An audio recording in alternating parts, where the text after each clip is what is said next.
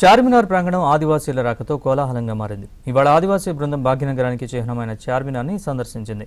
వారికి పర్యాటక శాఖ అధికారులు మంగళ వాయిద్యాల నడుమ సాదరంగా ఆహ్వానం పలికారు. సన్నాయి మేళాలు, డోలు దరువుల మధ్య వారికి తిలకం దిద్ది సంప్రదాయబద్ధంగా ఘన స్వాగతం పలికారు.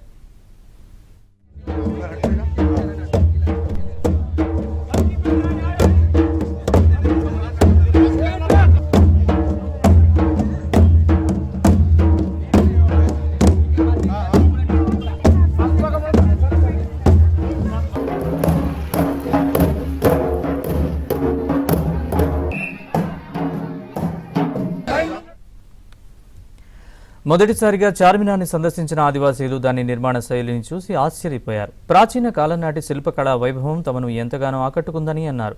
విదేశీ పర్యాటకులతో కలిసి చిరునవ్వులు చింజిస్తూ సందడి చేశారు.